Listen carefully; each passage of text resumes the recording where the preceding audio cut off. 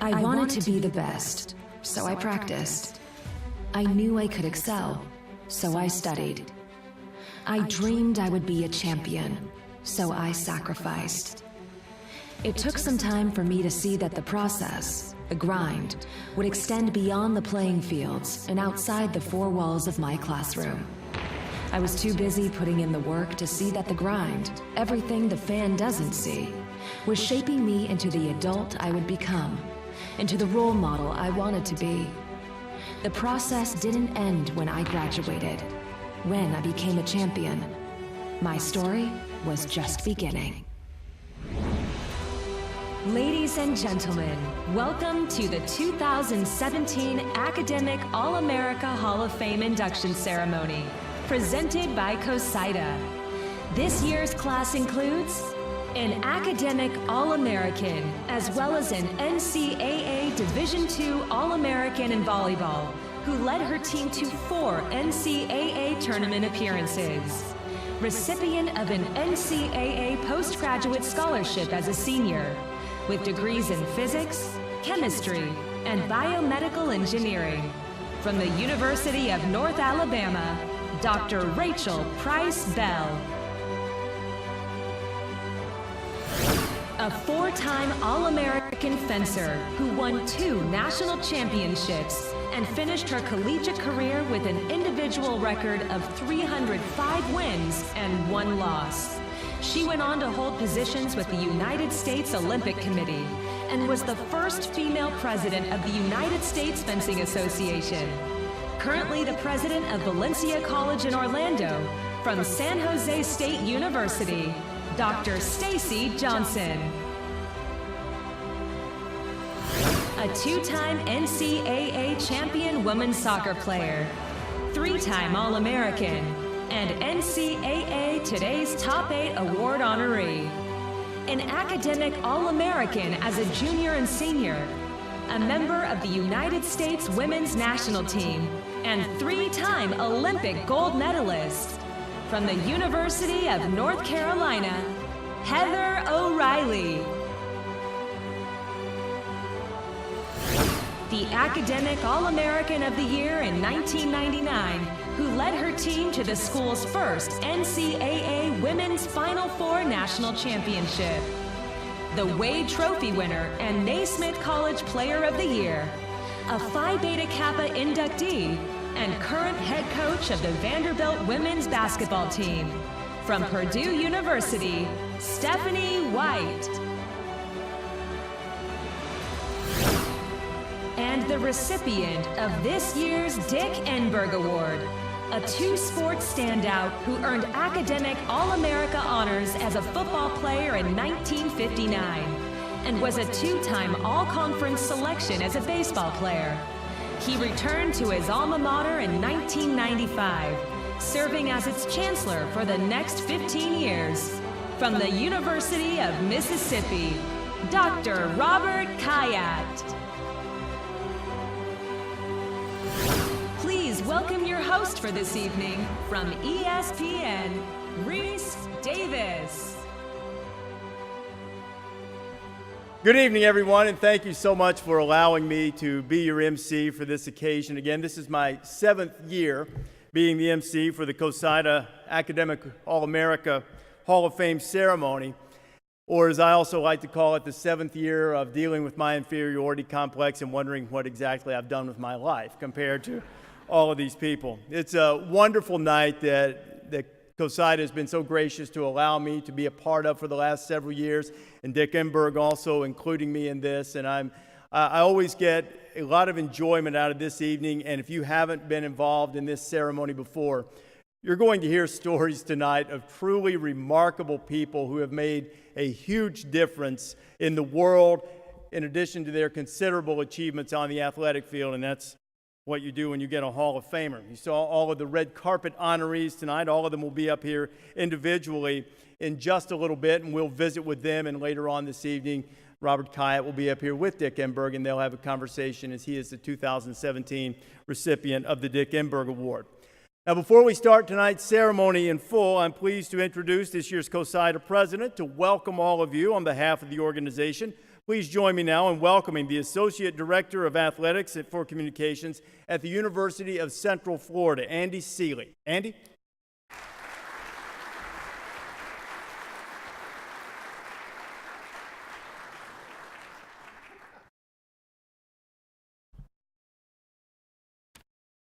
Thanks, Rece, and thanks to both you and Dick Enberg for your continued support of the Academic All-America program. Cosider is proud to once again team with the NCAA to honor 5 individuals who have set a high standard for excellence in the classroom, in competition, and in the community. And we're grateful for the opportunity to welcome them with membership into this very exclusive club. This year's event is most special. It marks the 30th anniversary of the first Academic All-America Hall of Fame class that was enshrined in 1988. As Dick Enberg is saying, and I'm not going to do a Dick Enberg impression, my wife doesn't allow me to do impressions, but as Dick is fond of saying, tonight affords us the chance to rub shoulders with greatness. The message of the Academic All-America program has resonated through generations of young men and women across the country, and your election tonight symbolizes the impact that you've made on your respective institutions and in society as a whole. I would also like to thank the NCAA, especially Vice Presidents Terry Steve Gronow and Dan Dutcher for their continued support of our student athletes in NCAA's Division II and III. On behalf of Cosider and our 3,000 plus members, along with our board of directors and staff, I congratulate all of our honorees this evening and hope that you will continue to support our program for many years to come. Once again, thank you and enjoy the evening.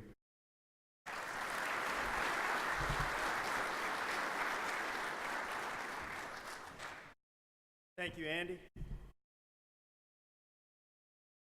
We also want to echo Andy's words and thank the NCAA for his continued support of the Academic All-America program, and there are many other people, many of you in the audience, who have lended great support to this cause over the years. One of those is joining us tonight and surprised us. Welcome a great friend of college athletics and of academics. Jack Ford is with us tonight, everybody. Jack, welcome. Good to see you.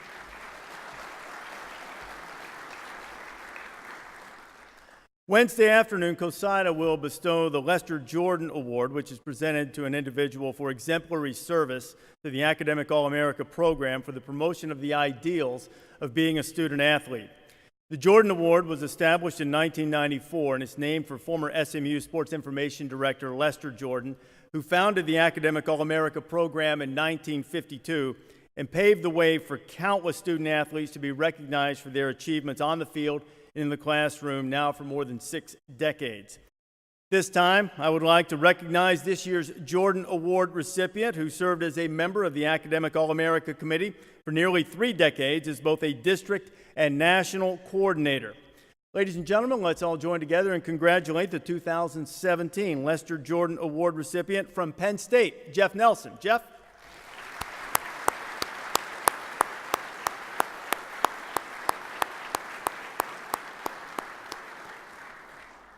Also, I see Jeff Hodges out there. You're getting an award too, right? Big trophy. Yeah, later on, you're going to get the Arch Ward Award, which goes for outstanding SID achievement. Jeff's running around here with cameras a lot of times. He's been part of this program for as long as I have been, so congratulations to you too. He has one of his former athletes who will be honored tonight. All right, let's get some Hall of Famers in. What do you say? You want to? The 30th annual Cosider Academic All-America Hall of Fame induction ceremony starts right now. See how we do that in TV? How about that? Tonight, 4 individuals come into the Hall of Fame, and they have made countless contributions to their respective institutions, to their professions, and to their community and society as a whole. The 2017 induction class will now join some previous honorees in the Academic All-America Hall of Fame with recognition on plaques that are permanently displayed at the NCAA Hall of Champions in Indianapolis. Really cool place. If you haven't been there, highly recommend it. Cosider Academic All-America program recognizes more than 1,600 student athletes annually with the Academic All-America honors, and nearly 4,000 total student athletes earn Academic All-District accolades. For the last quarter century, student athletes from every sport in which the NCAA crowns champions have been eligible for Academic All-America consideration. Since the program's inception, nearly 26,000 student athletes have earned Academic All-America honors from Cosider. Including this year's class, only 148 have been chosen for the Academic All-America Hall of Fame, truly making this group elite and the best of the best, and you'll find out why tonight. This time, we'd like to also welcome and recognize the previous inductees into the Cosider Academic All-America Hall of Fame. I ask you to stand when I call your name and be recognized, and I would like to ask all of you, in the interest of making sure nobody gets more applause than the other one, we want to be fair here. Hold your applause until the end. From the class of 1997, Dick Enberg, Central Michigan University. Wow, that was the tough one. Usually that always gets the applause no matter what I ask you to do. I knew it. From the class of 2000, from West Virginia, Oliver Luck. From the class of 2002, Susan Cassidy Like from Molloy College. From the class of 2014, Terry Carlton from Bentley University. And from the class of 2015, from Denison, Dr. Grant Jones. And from the class of 2016, from the University of Notre Dame, Dr. Angelo Capozzi. Thank all of you for your continued support for this program.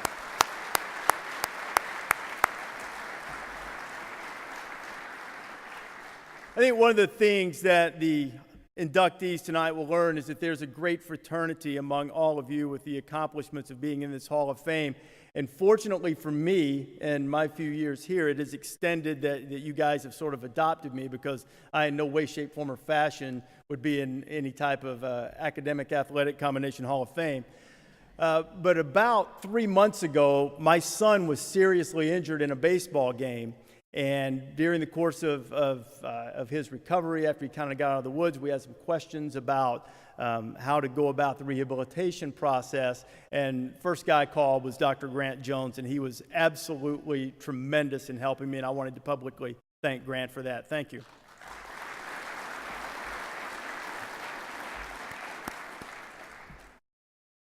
Our first inductee tonight has been a champion both on and off the court during her playing days at Purdue and in her current role as head coach at Vanderbilt. At this time, please turn your attention to the video screen as Dick Enberg introduces us to Stephanie White. The great state of Indiana has certainly produced its fair share of basketball legends, but you'd be hard-pressed to find a star that has made a greater impact in competition, in the classroom, and in the community than Stephanie White. Success on the hard court came early and often for White, who was the 1995 Gatorade National Player of the Year her senior season at Seeger High in West Lebanon, before heading west yet again, as in West Lafayette, where her scoring and playmaking prowess undoubtedly made Purdue University's opposing coaches boil and brood with envy. Stephanie averaged double figures in scoring throughout her black and gold career, saving her best for last by averaging over 20 a game during her senior campaign, 1998-99. That winter was a most memorable one in the heart of Hoosier land, as White was named the Naismith National College Player of the Year and the recipient of the Wade Award as the nation's top female player. Stephanie and her Boilermaker teammates made their way to San Jose during a magical March of 1999, and their reward at the end of the madness was a 62-45 win over Duke University that gave Purdue its first ever female national championship in school history. White's accolades weren't limited to the basketball court, as she was a two-time GTE Academic All-America and capped her collegiate career by earning the University Division Academic All-America of the Year in 1999. A Phi Beta Kappa inductee, Stephanie achieved a 3.59 cumulative and graduated with a degree in communications from Purdue. White embarked on a 5-year WNBA career that began in Charlotte. Ultimately, she was back in her home state, selected in the league's expansion draft by the Indiana Fever, for which she played 4 seasons, earned a spot in 2009 on the team's all-decade team. Stephanie's coaching journey began at the collegiate level in 2004, before returning to the WNBA as an assistant, first with the Chicago Sky and then back home again in Indiana. After 4 years assisting former Purdue mentor Lynn Dunn, White was named as the Fever's head coach in 2014, enjoying immediate success in guiding the franchise to a berth in the WNBA Finals during her inaugural year. College came calling once again for White in 2016 as she took the reins as head coach at Vanderbilt University, guiding her young squad to 14 wins this past season. Given her track record, there's no doubt that Stephanie will have the Commodores playing some sweet and soothing tunes in the Music City next year and beyond. In addition to her playing and coaching experience, White has excelled as a broadcast analyst for both ESPN and the Big Ten Network. An active member of her community, Stephanie has participated in numerous charitable causes, including Toyota Project Rebound, the March of Dimes Walk, the Why Me Walk to support breast health awareness, the Looktopia Chicago Book Alliance, WNBA Cares, and Read to Achieve. She has been a champion on and off the court during a most memorable and highly successful career. And tonight, she adds another accolade to her amazing resume with induction into the Cosider Academic All-America Hall of Fame, Stephanie White.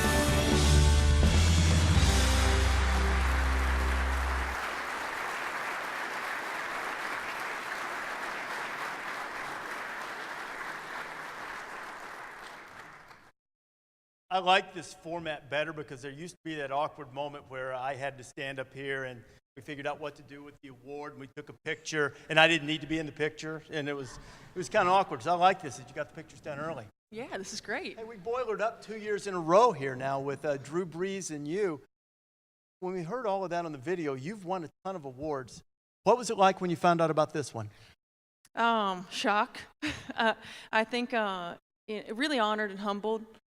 For me, the opportunity to really live the message that it's more than just the game, and to be able to achieve at a high level in a number of areas outside of athletics, because a lot of folks just know about the numbers and the stats and the awards that you win athletically, and not really the grind that it takes to be the best that you can be in every area. So I'm extremely humbled and grateful.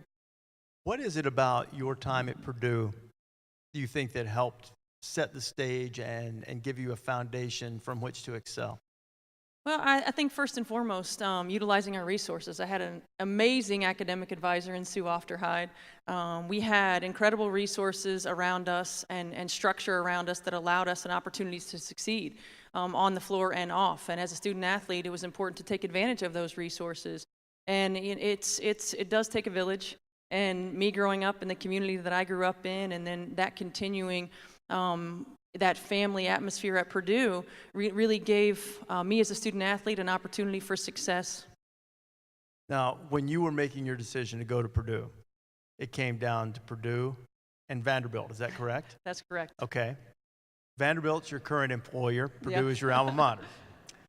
So as your new best friend, I want you to answer this question very carefully. Because there might be... I appreciate the advice. Thank you. You never know when recruits are listening. Absolutely. So why did you choose Purdue over Vanderbilt? Well, there were a couple of reasons. First and foremost, I originally majored in aviation. And so I flew airplanes for 2 years in college. And obviously, Purdue has a tremendous flight school. Vanderbilt doesn't have a flight school.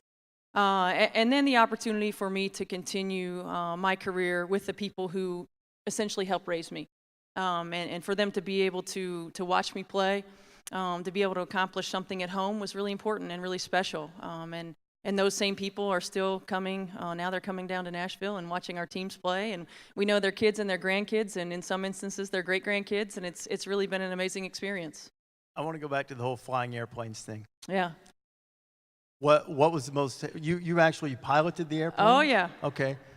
What was the exhilaration of flying an airplane like compared to the exhilaration you get from basketball? You know, it's kind of funny, but there's something incredibly peaceful about flying an airplane. And look, I played in the age before social media, yet everything I did was in a fishbowl. So it was like that one place where I could go and sort of get a reprieve from having to be Stephanie White and be able to find peace and sort of comfort. So it was sort of like my form of meditation. Now you had to land the plane. So that was that was a little bit like, the last the last 2 minutes of a ball game, the pressure coming in. I'll never forget my first landing. I bounced 3 times. It was really, really bad. And then I realized it was more of a hobby than a career, but I certainly enjoyed that. Were all of the tray tables up in the seats in the upright and locked position? Yeah, definitely. And everyone was hanging on for dear life. When you won the national championship at Purdue, what was that moment when the final horn sounded like?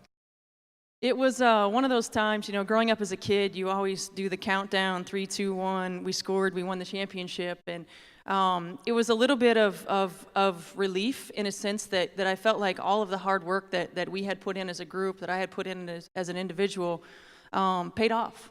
A lot of times when you end your season, you're ending with a loss, and there's this there's just this void that's filled, that's there, that's not filled because you didn't finish on a win. And for us to win the national championship and say everything that was worth it. I went through 3 coaches in 4 years. It was not always easy. We fought through a lot of adversity, and the group that we had was really, really special, and to be able to celebrate that with them at that moment was really incredible. And one of those coaches now works for you, right? Yeah. Carolyn Peck? Yes. You realize that everybody who's ever played sports Yes. has fantasized about the opportunity to get back at the head coach. Yeah. Have you told her, hey, Peck, you didn't have that out of bounds underneath play in the scouting report. Have you done that yet? Right, exactly. No. Hey, remember that time when you put us on the line? Yeah. Remember that 6 a.m.? Can you be there when no, just kidding. Yeah, it's really cool. I have so much respect for Carolyn Peck, and Vanderbilt is Carolyn's alma mater. And when I first got offered the opportunity for that job, I was still coaching with the Indiana Fever, and knew that I needed somebody to be on the ground, really handling everything on the day-to-day, because I wasn't going to be there for 4 months. And Carolyn was the obvious choice. First of all, you saw Carolyn in the video. I mean, she's a presence. There's no doubt about it. She's an amazing personality. She's a great human being. I loved playing for her, and I want an opportunity to win a championship for her alma mater, because she helped me win one for mine. What have you done to her? You've done something to her, haven't Not you? yet. One thing, That you just kind of triggered a little thought right there. We haven't really done much. Now, Kelly Camara, one of my teammates, is on our staff as well, so we might have to conspire to do something for sure. Yeah, probably so. You've mentioned a couple of things that seem to be cornerstones and things that you try to live your life by. Paying it forward, and you mentioned that it truly takes a village. From a practical standpoint in your life, what does that mean? It means service. I think a lot of times, when you're in a leadership position, you bark orders, and you think about, achieving the next great thing, and not think about preparing the next great generation. And so for me, it means service. There were a lot of people who sacrificed in my community for me to be able to do the things that I wanted to do, from AAU tournaments to camps, to in a family that had 3 kids, take me wherever I needed to go. And that same thing happened at Purdue. Those same community members really shared in helping to continue to raise me. And so it really just is a part of who I am. We gave back a lot in college. And in the WNBA, that's really our identity. And so it's just something that speaks to me on a personal level, and for me to be able to serve not only our players, but to serve our university, to serve our community, is really important, because it is bigger than the game. And we have an opportunity and a platform to make a difference in the lives of others, and we want to utilize that opportunity. And you've done that extraordinarily well with your life. Stephanie, congratulations. Thank you. Stephanie White.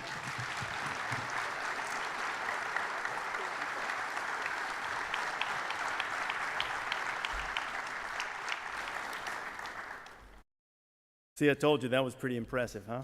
Always is. Our next inductee helped the University of North Alabama Lions roar past volleyball opponents during his spectacular playing career. I'd like to introduce you now to the achievements of Dr. Rachel Price Bell. The success of the University of North Alabama volleyball program certainly spiked during Dr. Rachel Price Bell's tenure on the court, as the Lions roared past opponents at a record-setting pace in the late 1990s. A 4-year starter, 2-time second-team All-America selection by the American Volleyball Coaches Association, Price and her teammates rang up 156 victories, only 22 losses in matches played from 1996 through 1999, as North Alabama won 4 straight Gulf South Conference titles and a pair of NCAA Division II regional championships. Rachel played in a school record 593 games, never missed a match in finishing her career with 1,539 kills. Price Bell's achievements in the classroom are just as impressive, as she earned a pair of GTE Academic All-America citations during her junior and senior campaigns that included a spot on the first team squad in 1999. Rachel and her twin sister, Rhonda, undoubtedly had opponents seeing double with their omnipotence on the court, and the duo provided a mirror image of each other as the two of only 10 student athletes in North Alabama history to earn both All-America and Academic All-America honors during the course of their careers. Seeing double indeed. Price Bell was a 2-time Gulf South Conference Commissioner's Trophy recipient as the league's premier female student athlete. She capped her career in 2000 by being named as the NCAA Division II Conference Commissioners Association's National Female Scholar Athlete of the Year. Rachel was inducted into UNA's Athletic Hall of Fame in 2011, and 2 years later, she and Rhonda were named as the GSC's top female student athletes as part of the NCAA Division II 40th anniversary celebration. After graduation, Price Bell earned a doctorate in biomedical engineering from Purdue University, giving Boilermaker Nation another reason to celebrate this great evening.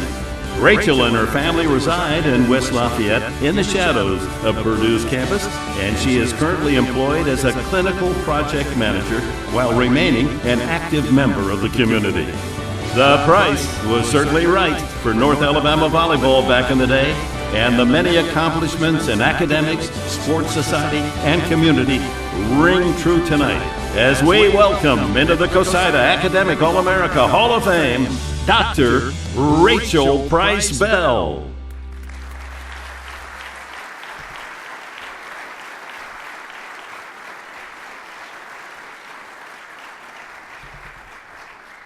Congratulations. You were a little nervous about having that microphone. Why? You're a doctor. It's okay. Goodness. Yeah, no, it's a little terrifying to be up here for me, honestly. Okay, you and your sister played together. Now you're in this Hall of Fame, but does your dad deserve to be in the Travel Parent Hall of Fame? Why is that?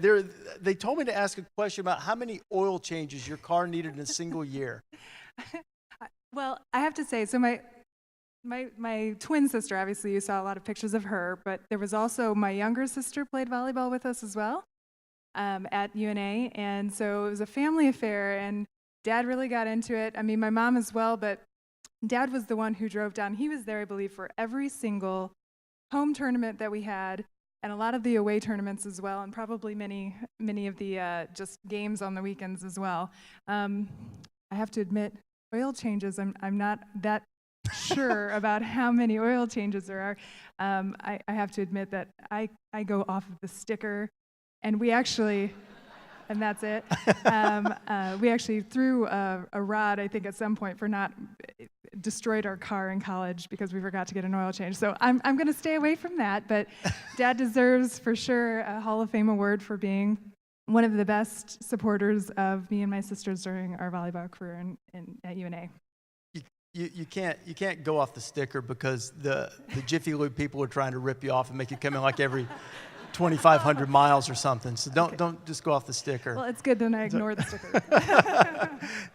Did you and your sister ever pull off any capers by perhaps switching identities or at least tricking professors, coaches, innocent bystanders, anything? Well, I guess I always felt that we looked different enough that if anybody knew us at all, I mean, even if they only knew one of us, then you can tell us apart. So there are some exceptions. Some of those pictures, I guess I'd like to see if you could tell us apart. But can we throw one up? I'll give it a shot. So we didn't do anything except out of necessity, really. We had a couple of situations where I had forgotten ID or she did. I remember one time when we were going from some country. My mom is a French and Spanish teacher. Yeah, and we were traveling from country to country on a bus, and one of us forgot our passport in the hotel room, and so had to surreptitiously just pass the passport back.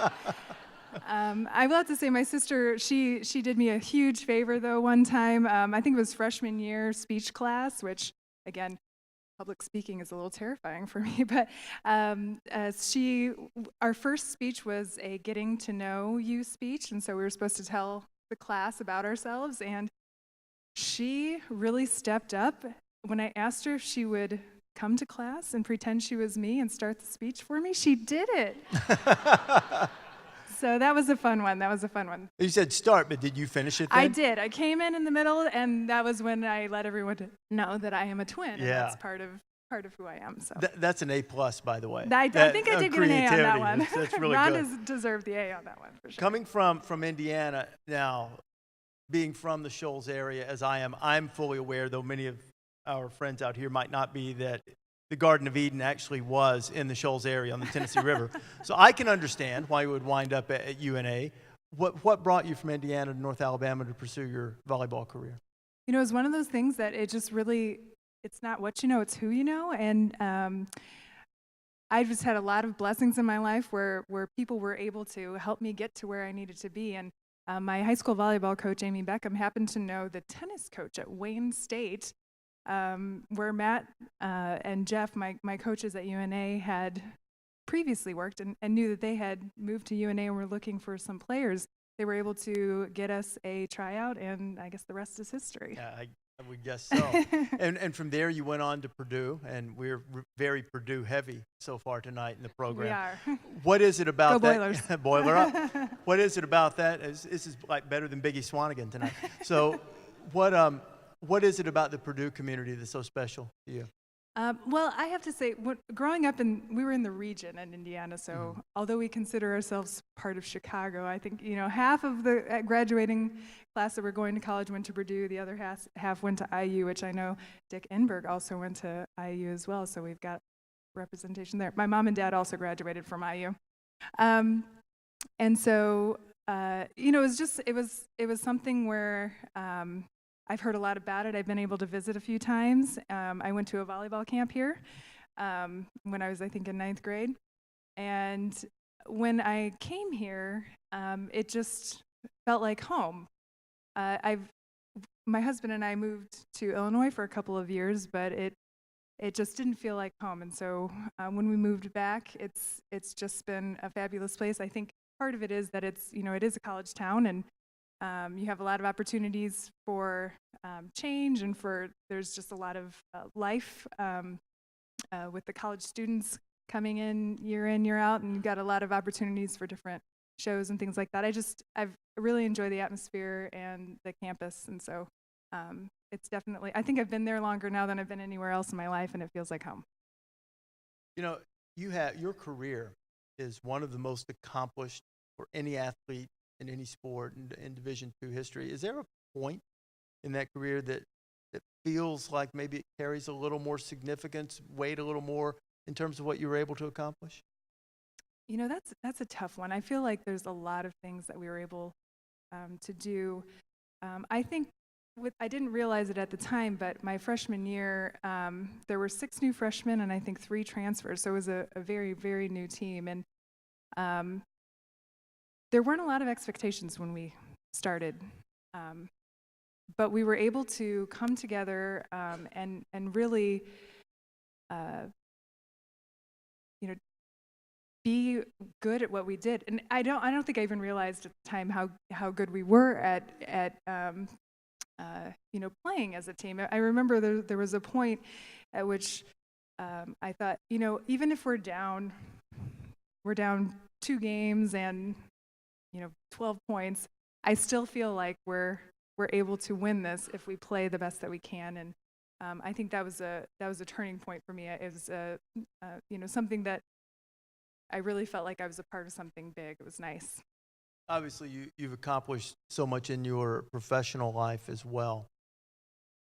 Why were you able to do so well in terms of balancing the demands of being an athlete with also wanting to excel at the highest level academically? Well, I think as a Division II athlete, I wasn't expecting to play volleyball the rest of my life. Academics has always been a big part of who I am. I've always, I think Rhonda probably helps with this, we're a little competitive both on the court and off the court with grades. My parents are both teachers or in the school system, and so it's always been a big part of my life. And so I think that was something that came pretty naturally to me, to want to do well and academically. And although it was challenging, especially with the travel schedule and things like that, I think as long as you were able to find that balance, have good relationships with your teachers, with other study partners, your teammates that also are striving for excellence in the classroom, it makes it a lot easier. Because we've gotten you very comfortable on the microphone now. Now comes the tough one. Is this, being in the Cosider Academic All-America Hall of Fame, is that the ultimate trump card with your sister? I hadn't thought about it that way, but yes. No. I'll definitely hold this over her. You're welcome. Congratulations. So nice much to see you and meet you. Dr. Rachel Price Bell, everybody. Congratulations. Thank you.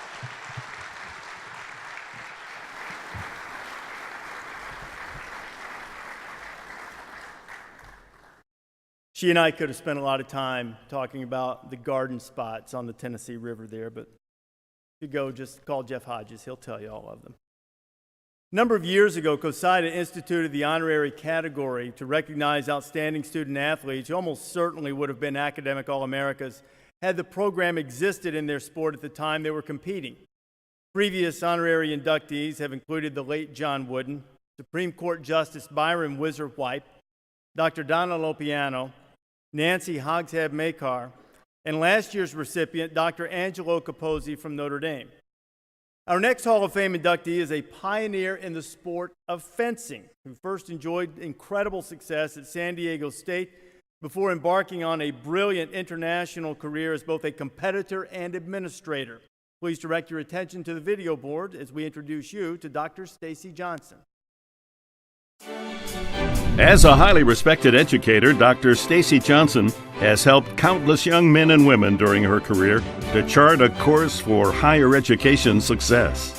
One of the lessons she undoubtedly has passed along to her students is not to be fenced in as they chase their dreams, advice that she herself employed as one of the greatest to ever grace the artistry of fencing. A competitive fencer since age 11, Johnson secured her first spot on an international team just 5 years later and competed for 3 junior world squads. In 1976, Stacy enrolled at San Jose State University, where she became a 4-time All-America and guided the Spartans to a pair of national collegiate championships in both her freshman and senior seasons, a staggering individual record of 305 and 1. Johnson earned a spot on the 1980 United States Olympic fencing team that unfortunately was denied competing in the Moscow Games due to the Americans' boycott. But that didn't prevent Stacy from remaining an active and important voice in her sport, as she later served on the USOC Board of Directors for 8 years and was elected in 2000 as the first female president of the United States Fencing Association. She received a Congressional Gold Medal of Achievement as a member of the United States Olympic Squad and was selected as an NCAA Silver Anniversary Award winner in 2004, a year after her induction into San Jose State's Athletic Hall of Fame. After earning a degree in public relations from San Jose State in 1980, Johnson ventured to the Lone Star State, eventually in 1985, joining the staff at Palo Alto College in San Antonio. She earned her way from Director of Marketing to Palo Alto's Vice President for Academic Affairs in 2008, serving as the school's Chief Instructional Officer for well over 9,000 students. Stacy, who earned her doctorate in educational administration from the University of Texas in 2007, bid farewell to San Antonio after nearly 3 decades in 2012 when she was named as president of the East and Winter Park campuses of Valencia College here in Orlando. Her tenure as president has seen the school blossom into a recognized leader in higher education that serves an enrollment now of nearly 41,000 students. Dr. Johnson's work in the community is just as impressive as her competitive fencing record. She was extremely active in several sporting endeavors in San Antonio, including Go Girl Go and Dreams for Youth. Stacy was also a member of the Mayor's Health and Fitness Council and chaired the city's Women's Hall of Fame Student Scholarship Committee.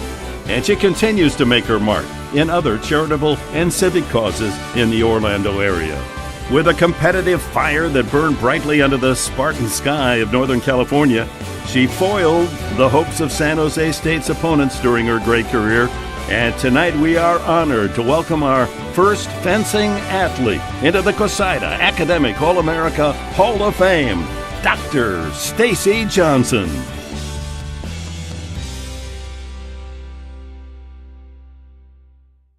Not to be fenced in as they chase their dreams, advice that she herself employed as one of the greatest to ever grace the artistry of fencing. A competitive fencer since age 11, Johnson secured her first spot on an international team just 5 years later and competed for 3 junior world squads. In 1976, Stacy enrolled at San Jose State University, where she became a 4-time All-America and guided the Spartans to a pair of national collegiate championships in both her freshman and senior seasons, a staggering individual record of 3:05-1. Johnson earned a spot on the 1980 United States Olympic fencing team that unfortunately was denied competing in the Moscow Games due to the Americans' boycott. But that didn't prevent Stacy from remaining an active and important voice in her sport, as she later served on the USOC Board of Directors for 8 years and was elected in 2000 as the first female president of the United States Fencing Association. She received the Congressional Gold Medal of Achievement as a member of the United States Olympic Squad and was selected as an NCAA Silver Anniversary Award winner in 2004, a year after her induction into San Jose State's Athletic Hall of Fame. After earning a degree in public relations from San Jose State in 1980, Johnson ventured to the Lone Star State, eventually in 1985, joining the staff at Palo Alto College in San Antonio. She earned her way from Director of Marketing to Palo Alto's Vice President for Academic Affairs in 2008, serving as the school's Chief Instructional Officer for well over 9,000 students. Stacy, who earned her doctorate in educational administration from the University of Texas in 2007, bid farewell to San Antonio after nearly 3 decades in 2012, when she was named as president of the East and Winter Park campuses of Valencia College here in Orlando. Her tenure as president has seen the school blossom into a recognized leader in higher education that serves an enrollment now of nearly 41,000 students. Dr. Johnson's work in the community is just as impressive as her competitive fencing record. She was extremely active in several sporting endeavors in San Antonio, including Go Girl Go and Dreams for Youth. Stacy was also a member of the Mayor's Health and Fitness Council and chaired the city's Women's Hall of Fame Student Scholarship Committee. And she continues to make her mark in other charitable and civic causes in the Orlando area. With a competitive fire that burned brightly under the Spartan sky of Northern California, she foiled the hopes of San Jose State's opponents during her great career. And tonight we are honored to welcome our first fencing athlete into the Cosider Academic All-America Hall of Fame, Dr. Stacy Johnson.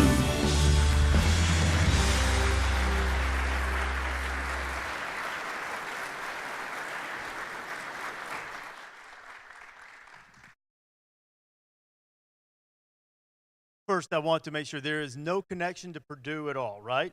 None? Good. Congratulations. Great to see you. So you're the first fencer into the Hall of Fame. What's that like for you? Well, first of all, I want to tell you it's a thrill to be here with you. Oh, thank you. And I also want to take just a brief moment to thank Cosider. Incredible people. They've done such a wonderful job with all of us. And also to thank San Jose State and all of their administration, and particularly Lawrence Fan, who has been my friend for 30 plus years and has really followed my career all these years. And he has one of these encyclopedic memories that's just astounding. So I'm very grateful to be here this evening and humbled. What was it like when you got the news? Well, I have to tell you that I was in a meeting, of course, and my assistant came into the meeting as it was breaking up. He said, "Dick Enberg is on the line." I said, "Are you kidding?" I said, "Really?" So it was really a surprise, and it's been an honor to meet him and to speak with him as well. I thought you might have said, "Oh my." I edited one out earlier, so I have one. That's my quota for tonight. How have you seen fencing evolve, both in the international level and even at the collegiate level? Sure. Well, fencing really has become quite a powerhouse. If you watch the 2016 Rio Games, fencing was the fifth sport behind basketball, swimming, I think gymnastics and cycling that won the most medals. Of our 19 members, we had, 17 members, we had 9 medalists.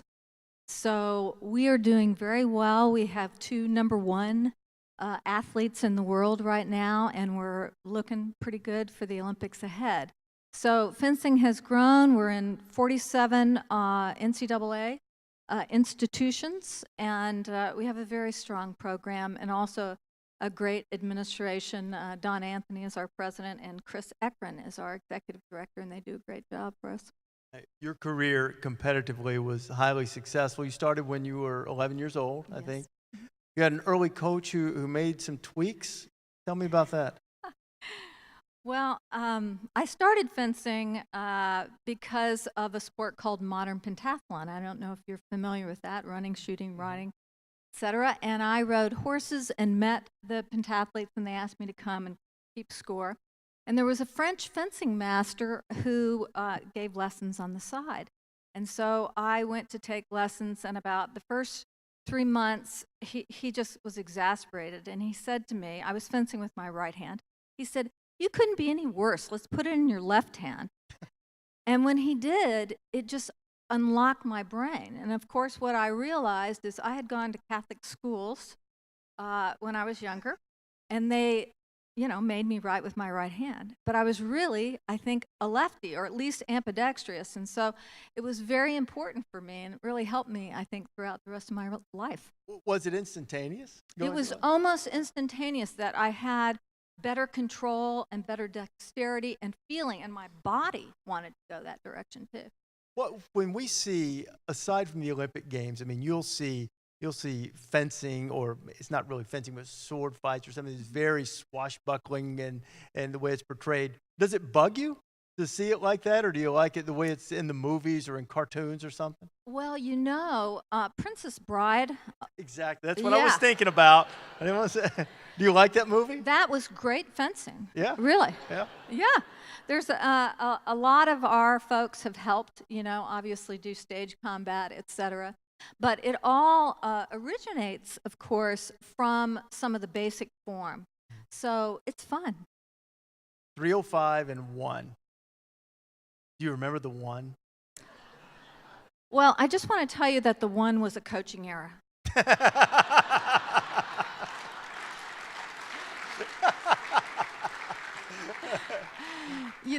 I used to say that, and it would drive my coach crazy. But, the 1 happened, it was in my final year, towards the very end, and journalists and other people kept asking me about it. And the woman who beat me, Diane Knobloch, became friends. She moved out to California to train with us, and I'm still in contact with her today. So it was a good thing. Have you avenged that loss like Diego Montoya?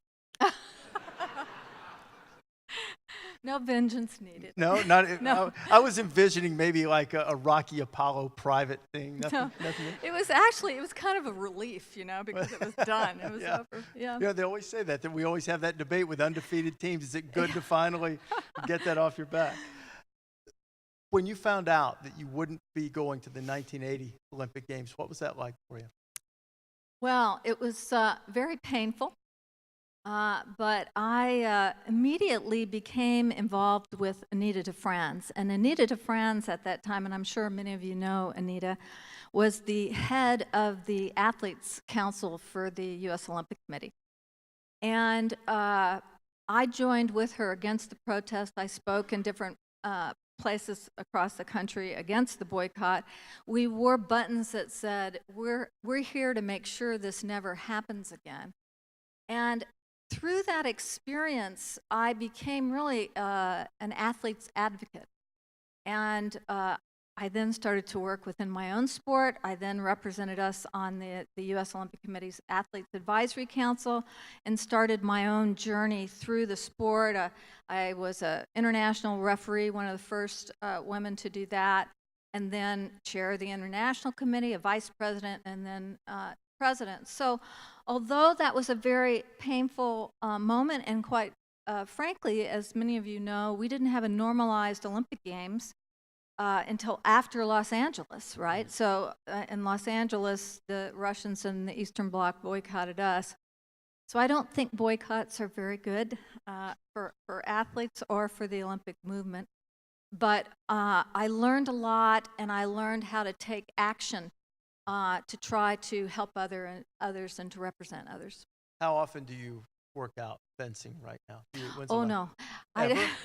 When's the last time? Then? Oh gosh, it was probably in the 90s. I would Really? Yeah, I would come and do like some guest appearance type of things. But I had an ACL, and really fencing, although you can try to equalize both sides of your body, it's kind of like tennis. You develop one side more than the other. And so I've spent a lot of years doing yoga and doing things to try to get my body balanced, So no, I don't fence anymore. What you have done, though, is have a remarkable professional career. And you've described sport as being sort of like a double thread through your career. Mm-hmm. What do you mean by that? Well, I think as I journeyed on the sport path and learned more about due process, the law, how big systems function, at the same time, I was following my academic career. And I had a very traditional, I would say, academic career to a presidency. I was a faculty member. I was a department chair. I was a dean and a vice president, and then ultimately came here. And I have to say that my members of my executive team are here with me tonight. We have a fabulous team at Valencia. And we are led by a wonderful leader, Dr. Sandy Schugert. So as both of these paths were going, I learned from the other, and hopefully it's helped to make me a good administrator today, I hope. What do you think your legacy is in fencing? Is it as a competitor, or is it as an advocate? I think for sure I would say it's an advocate, because I think probably one of the things that I did and I'm most proud of is when I was the president from 2000 to 2004, women were not allowed. When I started fencing, women were only allowed to fence one of the three disciplines, foil. By 96 in Atlanta, they brought in épée. But saber was the third weapon. And it was viewed in the structure of international fencing as really kind of the man's weapon.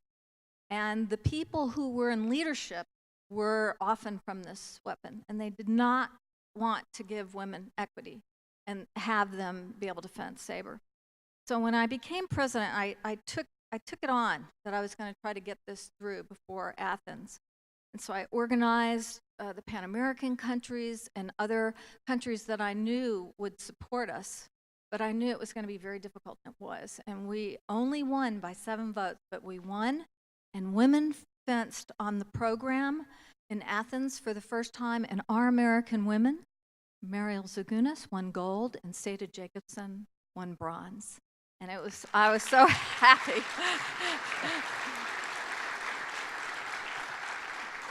I'm always fascinated by stories like this when you say, you know, you reached out to countries you knew that would support and different. How does one do that at the beginning? It seems like such a monumental, Herculean task at the beginning.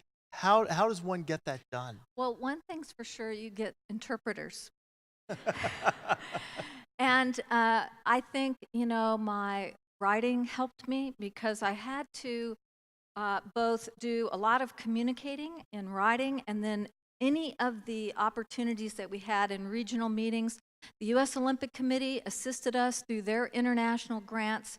We were able to host receptions, and we schmoozed. And I want to tell you something else. There were 50 Americans that worked with me as a team to get this done. So it wasn't just me. We had people traveling all over the world, but we spoke with a common voice, and we got it done. And it really does take a team. No one person does this kind of work.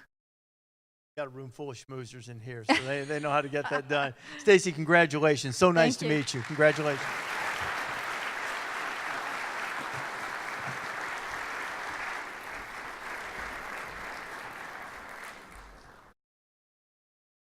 Our final Hall of Fame honoree tonight is one of the most decorated soccer players in United States history, but her work and impact on her community and society as a whole is just as impressive. Please direct your attention once again to the video board as we introduce you to North Carolina Tar Heel great Heather O'Reilly.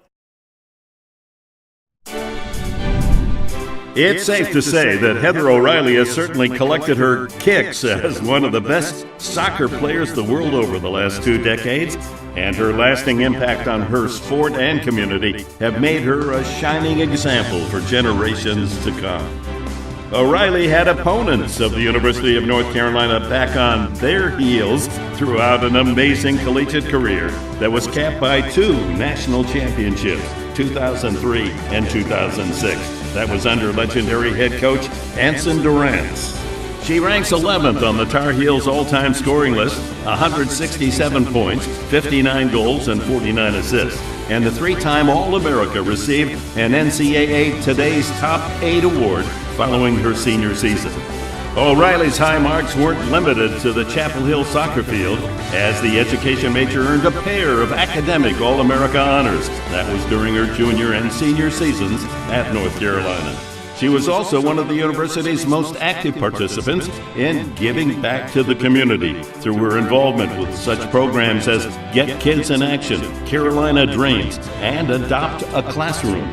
Heather shined on the brightest international stage as a member of the United States women's national team, which she first joined in 2002. She burst onto the scene at the 2004 Olympic Games in Athens as the youngest player on the roster, making an immediate impact after scoring the game winner in a dramatic 2-1 semifinal victory over Germany that propelled the Americans into the gold medal round where they defeated Brazil.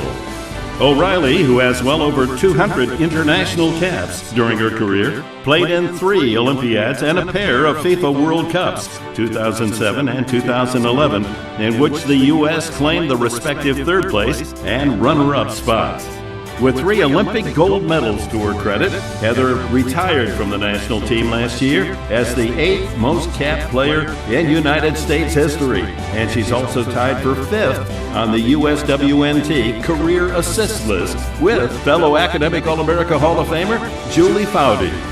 Though she might be retired from the national squad, O'Reilly's playing days are far from over as she's continuing her professional career with Arsenal of the English Football Association's Women's Soccer League, after playing a total of 8 seasons for Sky Blue Boston and FC Kansas City in the WPSL and National Women's Soccer League. Her work in the community is also far from over, as she gives generously of her time to such organizations as America Scores, Right to Play, Teammates for Kids, Athletes Ally, and the Women's Sports Foundation. Her determination, drive, and passion for the game of soccer has translated into becoming a consummate winner in the game of life. And tonight we celebrate her remarkable achievements as the first University of North Carolina Tar Heel to be inducted into the Cosider Academic All-America Hall of Fame, Heather O'Reilly.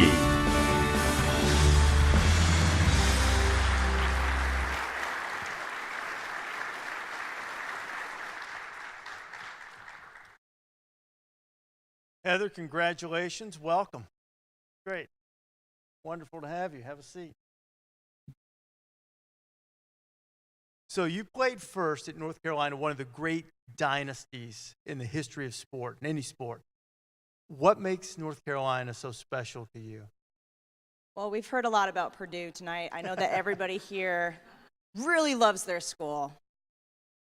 But I just want to clear this up. Yeah. Okay. UNC is the best. You know, there's the joke, why is the sky Carolina blue? Because God's a Tar Heel.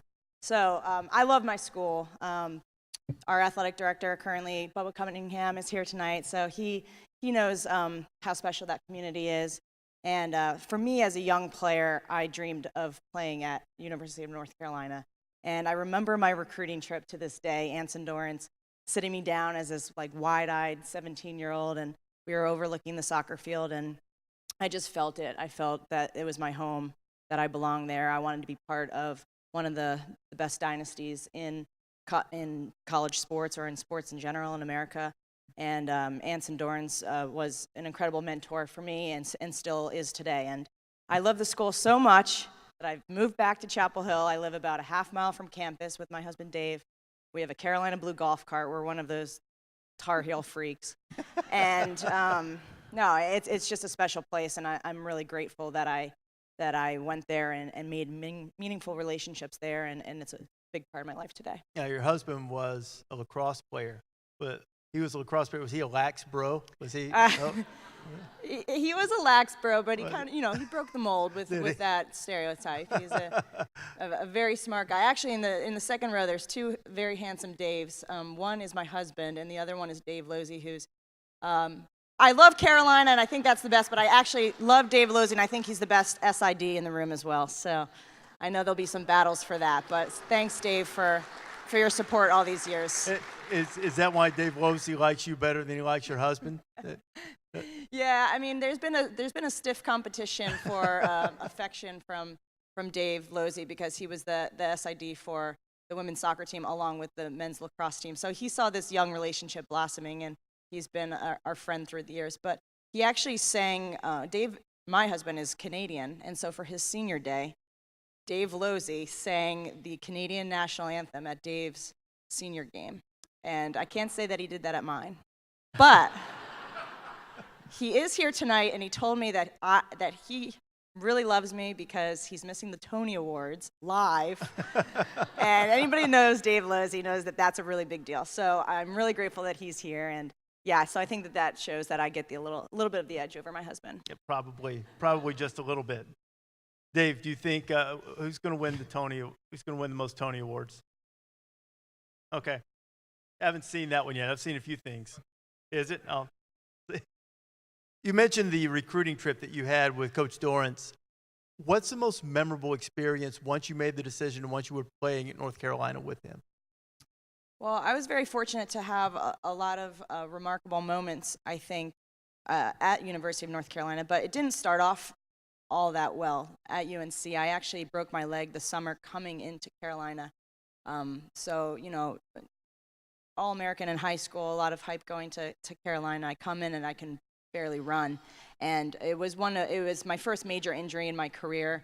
Knock on wood, I've been fairly lucky in that regard. But I came into Carolina and was lacking a lot of confidence. And I remember sitting down with Anson, and we were sharing a meal together, and tears just were streaming down my face, like wondering whether or not maybe I would ever be the same player that I once was. And through his classic motivation. He's one of the best motivators. He's incredibly motivating at halftime. It could be one of those things where you're down a couple goals and you're in the locker room feeling like you can walk on water. And he's really one of the best coaches that this country has ever seen. 22 national championships under his belt and counting.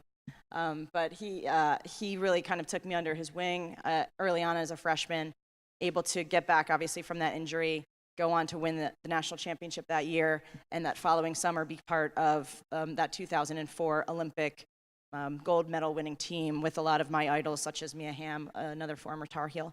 But maybe my all-time favorite memory at Carolina was winning the national championship as a senior in North Carolina. It was just a couple miles away from Chapel Hill. And to finish off your college career with a victory and to walk away as a national champion was really special. That's a great drop the mic moment in your career. I'm fascinated by the halftime speeches. And you said he was great. Now sometimes when players been around a coach for a while, they start recycling those speeches and they get a little stale. Was he good about that, or did he have a go-to? Did he have a go-to? Anson's got a couple goodies that he brings out when he really needs to inspire his players. But no, he really is exceptional in finding how to sort of light that fire in each individual player. And I think that the inspiration that he gives each player to be their absolute best. Carolina soccer is really an environment where it's very cool to work hard, very cool to be competitive. It's very cool to say to your teammate, like, I need you to bring your best today, and I'm going to bring mine, and that's the way that we're going to be better and to win this thing together. And I think in a society today where a lot of young people, it's not as cool to work hard, and everybody tries to make things look at ease. At University of North Carolina, it's the complete opposite. I think that we really embrace the grind. We really embrace competition and holding each other accountable. And I think that he did an exceptional job really kind of lighting that fire in all of us.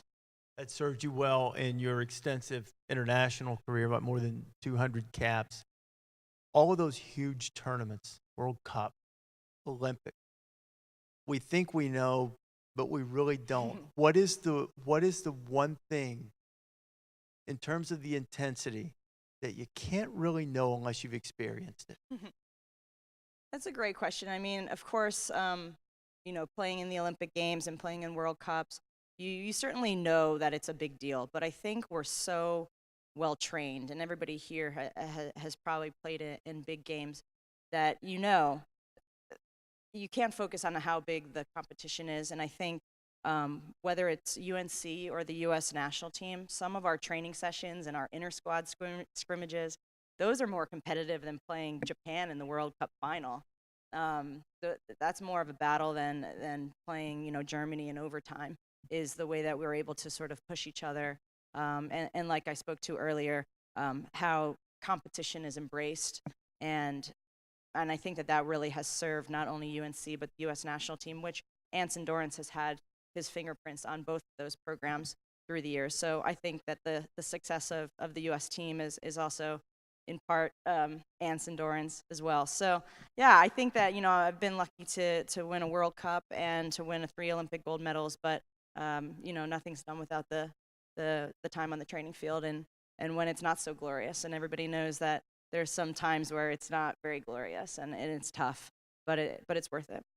Thanks for causing an international incident with our friends from Japan and Germany now. I'm teasing. Now, in this country, obviously, when you guys were winning big tournaments, you sort of captured the imagination of the sporting public across the board, but it's sort of more of a way of life, particularly in Europe. What's it been like being with Arsenal? It's been a really neat opportunity for me to be over in London for the last 6 months. And part of it is football there is so ingrained in the culture. I wish that our buddies at ESPN would continue to show a little bit more football here. But we show a lot of football. College Game Day, Saturday morning. No, in time. I'm kidding. I'm sorry. But no, obviously for me to be to be over there and just completely immerse myself in the game. You know, I'm going to a bunch of men's games, and it's in the newspaper on the front cover, and it's just so part of the culture that it's really fun for me. And part of being a women's soccer player through the years is to be a pioneer in a lot of regards, not just our work sort of on the field, but certainly off the field in the women's sports landscape, to make sure that we're continuing to push the envelope, that we're continuing to push for salaries and more opportunities for girls and women. And so I'm sort of seeing this experience as not just very neat for me on the field, but to continue to be an ambassador for the game and making sure that girls all over the world are having the opportunity to play and to experience this amazing sport that I've been so lucky to have in my life. What's the most significant thing you think you can do as a competitor to further that goal?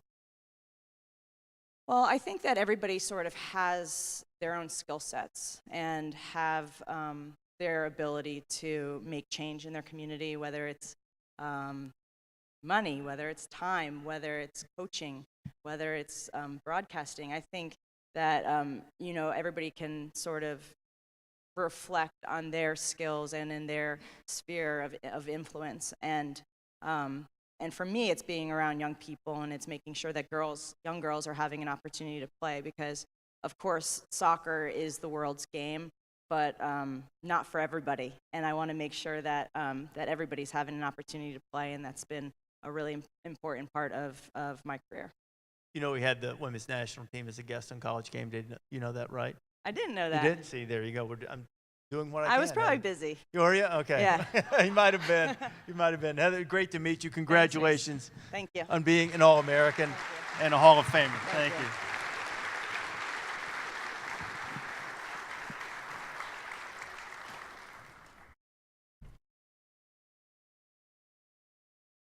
Got a lot of people that can light up a room, haven't we? Certainly Heather O'Reilly fits that bill as being a Cosider Academic All-America Hall of Famer. Our final award this evening is the 2017 Dick Enberg Award. Established in 1997, the Dick Enberg Award is given annually to a person whose actions and commitment have furthered the meaning and the reach of the Academic All-America program and the student athlete while promoting the values of education and academics. The award was created in part to recognize Dick's passion and support of the Academic All-America program, which now goes more than 30 years back, and more importantly, his dedication to education for more than 4 decades. The list of previous Enberg Award honorees reads like a veritable who's who of the sporting world. It includes Olympic athletes, Hall of Fame coaches, cabinet members, and a former president of the United States. Once again, an honor to have Dick here this evening. And as part of this very special event, I ask you at this time to join me in welcoming a broadcasting legend and a champion of academic achievement, our good friend, Mr. Dick Enberg. Dick. Another great night. Wow, what a great night, huh? Thank you, Rece. How great is Rece, huh? Is he terrific? Take a seat. Enjoy this. And how about this class? What'd I do? Leave without my notes? Oh, excuse me. I was going to say pardon my back, but also pardon my front. Yeah, here, see, 1 is first, then you put 2, 3, 4. I'm really not going to take that much time. It's historic tonight. You know, I've seen the birth of this program, not the Academic All-America program in '52, but I do remember Raymond Berry being one of the very first on that Academic All-America team. They only honored the football players at the time, and Lester Jordan's idea was that everyone thinks football players are dumb. And he wanted to show that they're very bright as well. So he named that first team, and then it grew to include other men's sports. And then, thank goodness, as is evidence tonight, the women were involved. And this is historic, the first time in 30 Hall of Fame inductions, all inductees are women. And weren't they terrific? Fabulous. Now, Stephanie and Rachel and Stacy and Heather, what great spokespersons for all of your sports. I mean, it just is exciting to see what comes together when somebody is a brilliant athlete and an academic star as well, and we celebrate that again tonight.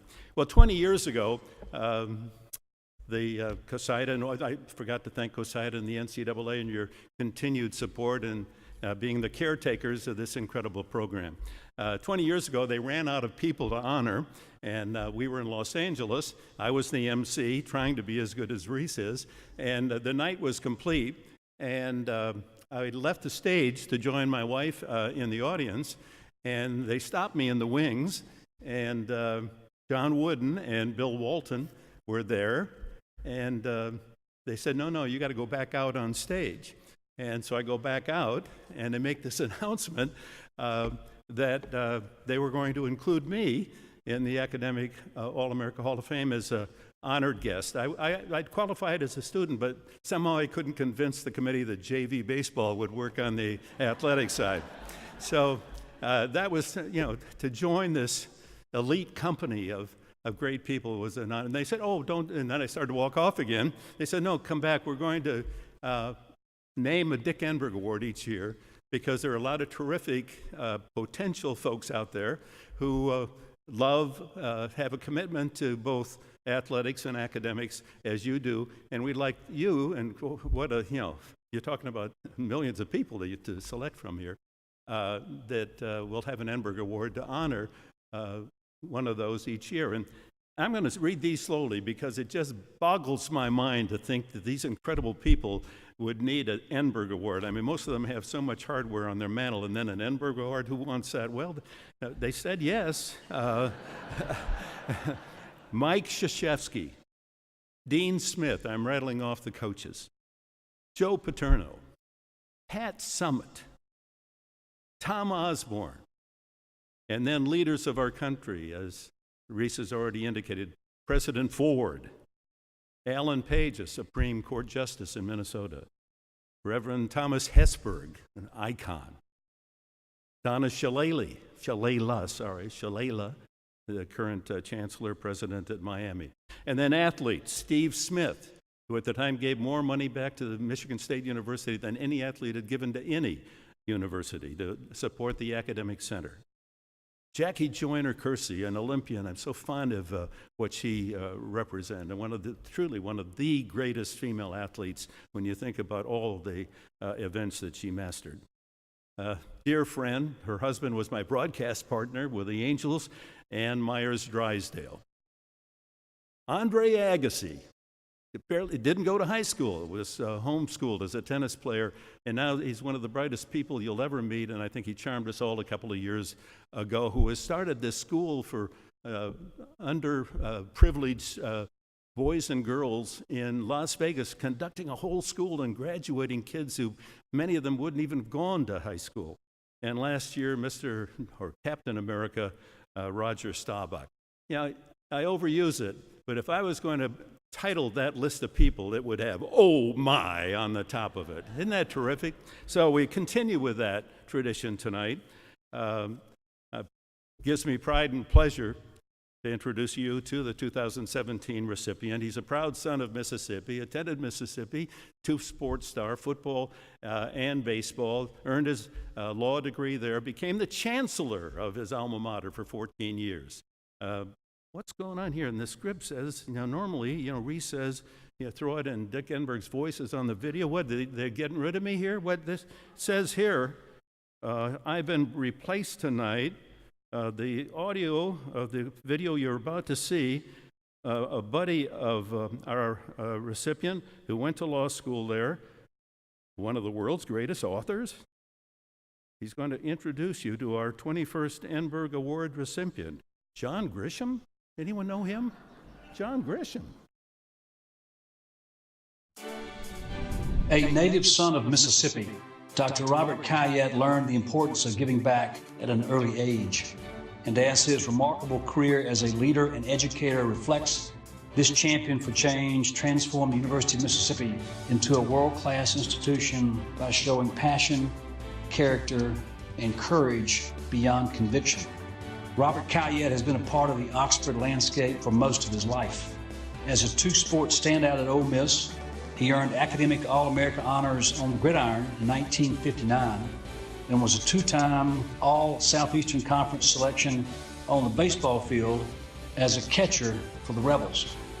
He earned a degree in history from the university in 1960, and shortly thereafter was drafted by the Cleveland Browns, who for some reason then traded him to the Washington Redskins, where he was the place kicker for 4 seasons. He played in the Pro Bowl in 1960. Robert returned to Oxford in 1963 to earn a law degree from Ole Miss in 1965, and 4 years later, he joined the university's law faculty and embarked on a career to shape the leaders of tomorrow. Along the way, he earned a doctorate from Yale University Law School in 1980 and continued to teach at his alma mater before accepting the position as the school's chancellor in 1995. The Ole Miss that existed when he became chancellor would not be the one he would leave after retiring 15 years later. The accepted social mores that were associated with the university had become an albatross instead of an opportunity. Faced with a declining enrollment and an uncertain future, Robert was determined to build a school he loved into a world-class institution of higher learning that embraced a full university experience. Change is always difficult, but in this case, change led to opportunities previously unseen at Ole Miss. After commissioning an in-depth study on the public perceptions of Ole Miss, Robert Khayat made the first of many difficult decisions, doing away with the Confederate battle flag that had long been seen as a symbol of the university. The short-term aftermath was difficult. He even received death threats, but the subsequent acceptance of his decisions paid dividends in ways he himself could not have imagined, including the establishment of an honors college and a Phi Beta Kappa chapter on campus. The school's enrollment and endowment grew steadily, and the defining climax of Robert's tenure came in 2008, when Ole Miss was selected to host the first debate between Barack Obama and John McCain, something no one could have envisioned just a decade earlier. Communication and trust are just 2 staples of Robert Khayat's character, and those qualities are evident in reading his poignant memoir, The Education of a Lifetime. Robert's place in the history of Ole Miss was secured long before he became chancellor, and it was only enhanced by his actions. The debt that generations of students owe to Robert Khayat is one they can never repay, but it is one they will gladly pay forward. Dick Enberg has been the soundtrack for so many unforgettable moments in sports over the last half-century, and his dedication, passion, and commitment to academics and athletics has spoken greater volumes.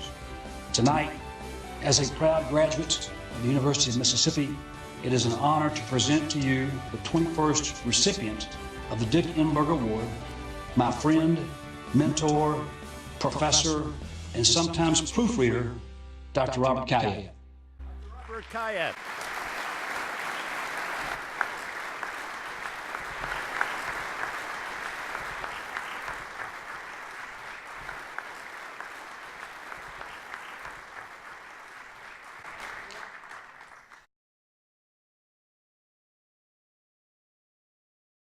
You want to set up right there, Dr. You don't sit on the microphone. I did that once in my first year working for Gene Autry. You should have seen the mail I got. Never sounded better, Enberg. Yeah. I always want to sing when I get one of these. Yeah, I don't want to sing. Got a voice. I don't want to sing. You got that croon and kind of sound there going. Yeah, that's right. Oh, thank you. What'd that mean to you to have John Grisham introduce you? Well, I can't respond to that. You know that. Go ahead. Okay. I will. I will tell you a good story about this. Please. So in law school, I taught torts, and John and the governor and Haley Barber, a whole bunch of these guys were in my class, and the final exam had 4 questions on it. And in law school, you write essay answers. And John answered the first 3 questions really very well. And then he got to the 4th question. He didn't have a clue. He had really no idea what it was about. So he concocts this tale. This is 1979. And it's the best paper in the class. It has nothing to do with the subject. It is remarkable fiction he wrote. So anyway, I've had the blue book, and I can see it now. He told this story somewhere, and it showed up in a lot of magazines. I wrote, "You missed all of the legal issues, but you write great fiction." And I underlined it and gave the highest grade in class for that fourth answer. As a portent of his he's brilliance. a wonderful man. He's just wonderful, man. Thank you. Two sports star, that has to go back to being a kid. Who were the influences that directed you? Well, it started with my family. When we were talking tonight, I heard these wonderful women talking about teams and pride and so forth. It was so exciting to hear that. But my family was a family of 6. We had 4 children, my mother and father. We didn't have any sort of resources to speak of. We were a little bitty town on the Mississippi Gulf Coast, but we had to learn to be members of a team because there were 6 of us in a house about the size of this platform, and not much money to go around, no television, no air conditioning, no car, and a lot of unpaved streets. So we were a team at our house. That's where it started with me. I'd learned how to be a member of a team and also to do some leading of the team, but mostly be a member. So I learned in my family and my church, my little town I lived in, and the teams I played on as a kid. Now, 1956, you were a freshman at Ole Miss. I was. Yeah. Did you get an academic or an athletic scholarship to go? I couldn't have gone without the athletic scholarship, Okay. so I would have been in the Army if I had not had the scholarship. But that's 60 years. Times have changed. Can you take me back to campus as a freshman? Well, we were 3,000 students, for example. It was about a 70% male, 30% female, all white. I'd say most of us were Southerners, but we had a good number of students from other parts of the country. We've been fairly a national university, really, for many, many years. And through the 60s, we were able to make the move toward diversity. And the doors were open with a lot of difficulty for a lot of people, but we made it. And now we're a thriving, major, significant national university. And we all feel real good about it. Yeah, how exciting that must be Yeah, to really have seen exciting. this growth Yeah, and yeah. see the change Yeah. being made. You and a guy named Flowers were teammates on the football team, and you were the first 2 Rebels, Ole Miss Rebels, That's to true. make the academic Yeah. All-America team. And I didn't know that till you made this possible, so thank you. Yeah, we did. And education has obviously become your life. Well, it has. I was very fortunate to make the decision to go into a career at the university, and it's been wonderful knowing young people like these previous recipients of these awards tonight, and then to spend your life in a community where every year there are 3,000, 4,000, 5,000 bright 18-year-old people who come in and recharge your batteries. I loved it, really. Yeah, that gets the adrenal glands going, doesn't it? That's true, yeah. Now, when you were a senior, your baseball team was good. In fact, I think you won the conference championship, but you didn't go to the NCAA. No, we didn't. We won it actually in 59 and 60.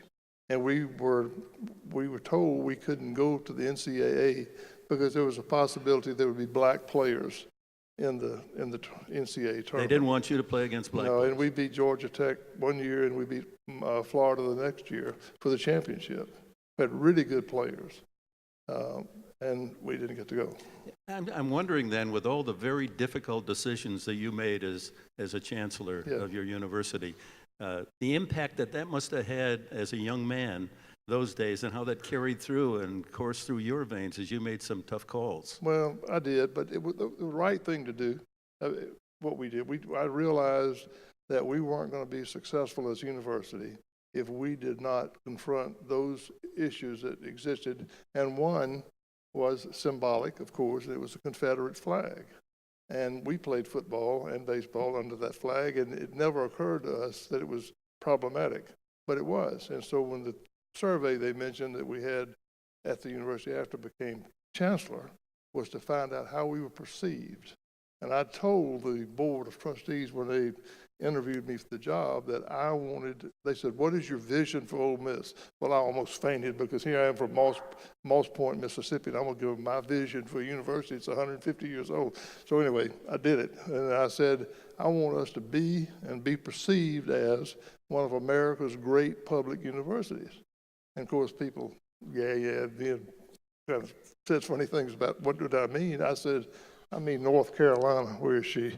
She likes North Carolina, Chapel Hill, doesn't she? So I said, what about Virginia, North Carolina, Illinois, and Michigan, and Georgia, and so forth? That's what I want Ole Miss to be. I want people to look at us and think well of us. Mississippians, I think maybe in America, are unique in what I call an institutional inferiority complex. We are a much beloved and much beleaguered state, and we've done some things that were not right. We've done a lot of things that were right, and we've produced remarkable people across our history who've gone on to leadership roles in every aspect of life, just completely. And you mentioned Archie Manning. I mean, Archie Manning is a remarkable human being. John Grisham is. I mean, the list is long. And so I thought that our university had a better opportunity to create a perception of Mississippi and a self-perception that would be positive.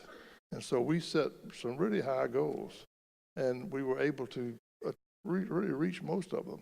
And now we have Phi Beta Kappa, which we could never have. We had Stephanie here. She's yeah, Phi Beta Stephanie, Kappa. that's that right. was a significant. Oh, yeah.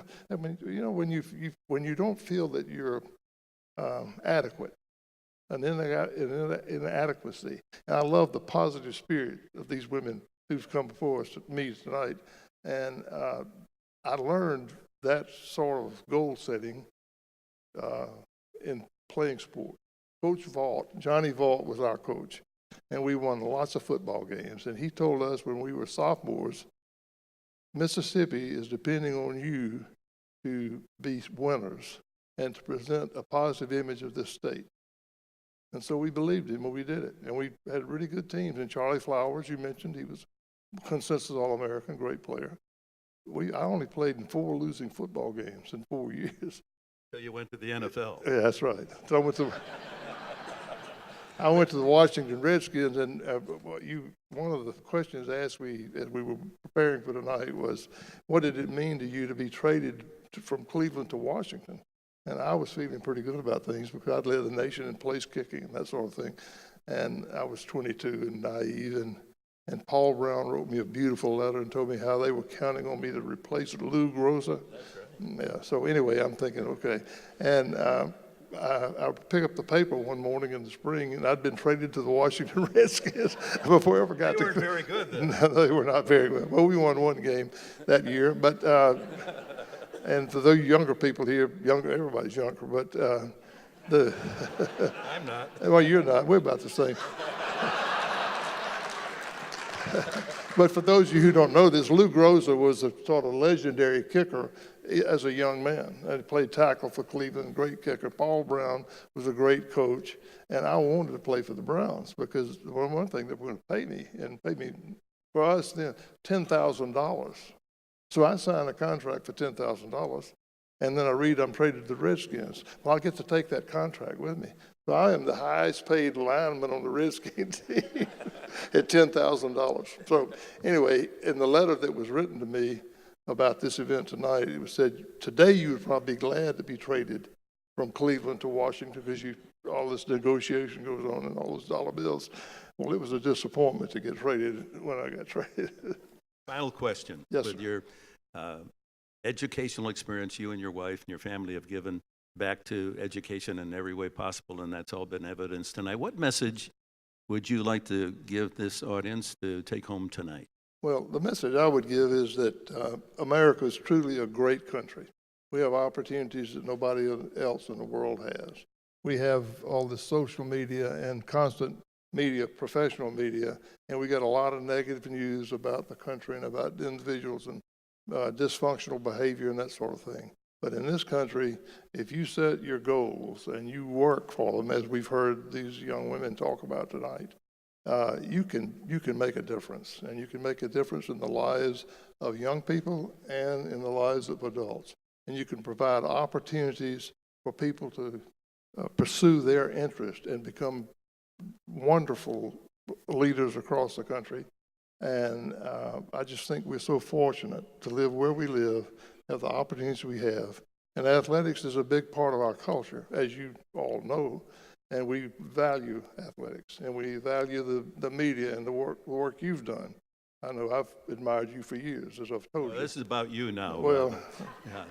I found out this chancellor was better if it wasn't about me, it's better about somebody else. But really, I mean that. You've been an inspiration to all of us, and I thank you for your commitment to academic quality. Well, you make me proud that this award, Cosider kindly giving in my name, continues, and another outstanding individual has accepted it. Ladies and gentlemen, Dr. Robert Khayat. Thank you. Thank you. Thank you. I appreciate it.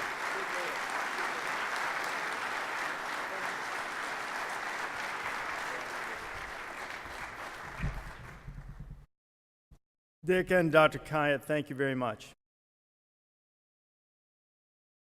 As they make their way off the stage, please join me in one final round of applause for this 2017 induction class of the Cosider Academic All-America Hall of Fame. Stephanie White of Purdue, Dr. Rachel Price Bell of UNA, Dr. Stacey Johnson of San Jose State, Heather O'Reilly from North Carolina, and our 2017 Enberg Award recipient, Dr. Robert Khayat from the University of Mississippi. Howdy toddy, Dr. Khayat.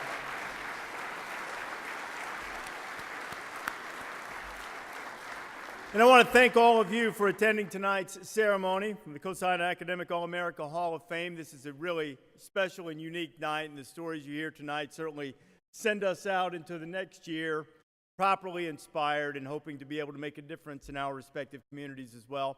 I'd like to thank Cosider again for inviting me to be a part of this, and it's been mentioned several times. I'd like to thank Dick Enberg for also including me in this. He too is a great mentor of mine and a man for whom I have unbelievable respect, particularly for his excellence in my field as well. Congratulations to all of you once again. We hope that all of you will join us next year. It's going to be a little bit later in the calendar year, still in June, I believe the late June in Washington, D.C. Hope you'll join us then. Thank you all, everybody. Good night.